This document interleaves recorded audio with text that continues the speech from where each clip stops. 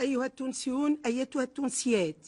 يا شعب تونس العظيم، أنا كلثوم كنول المستقلة والبعيدة عن كل التجاذبات، مترشحة للانتخابات الرئاسية، مترشحة لأني أرى في نفسي القدرة على لم شمل التوانسة مهما كانت ألوانهم، انتماءاتهم وخصوصياتهم،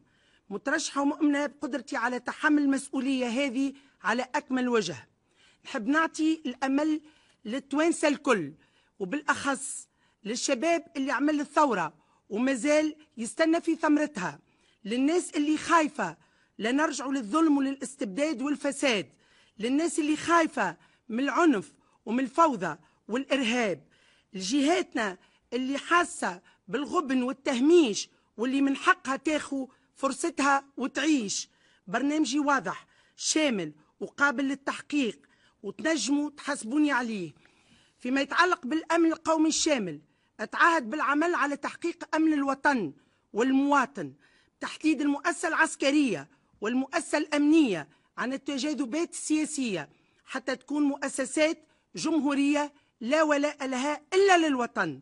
توفير الإمكانيات المادية واللوجستية للأمن والجيش لمواجهة خطر الإرهاب والقضاء عليه، وتحسين ظروف جميع العاملين بالمؤسستين الأمنية والعسكرية. أما بالنسبة للعلاقات الخارجية، تونس من أول الدنيا معروفة بعلاقاتها الجيدة مع جوارها ومع العالم، وإذا اعطيتوني صوتكم أنا عازمة إن شاء الله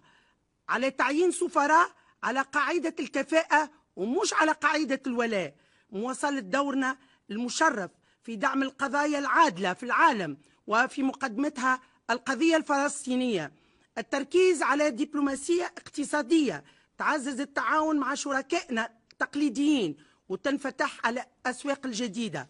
لكن من غير ما ننساو التبادل الثقافي اللي تونس عندها منه رصيد كبير. مواطنينا بالخارج يلزم ديما يشعروا اللي بلادهم تحبهم وتحميهم. أخيرا، وفي علاقة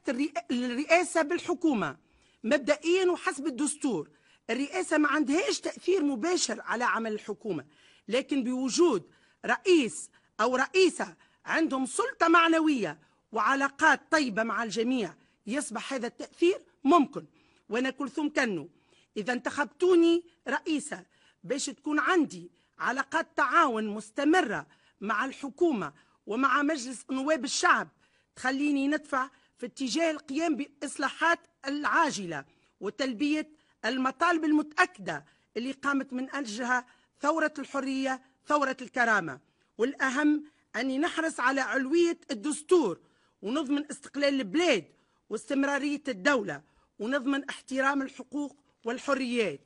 أيها التونسيون، أيتها التونسيات، يا شعبنا العظيم، كنت نذكر لكم في بعض جوانب برنامجي الباعث للأمل، والأمل مقدور عليه لكن بالعمل، وإذا كان تحبوا نخدموا مع بعضنا نخدموا مصلحة تونس، نهار 23 امشيوا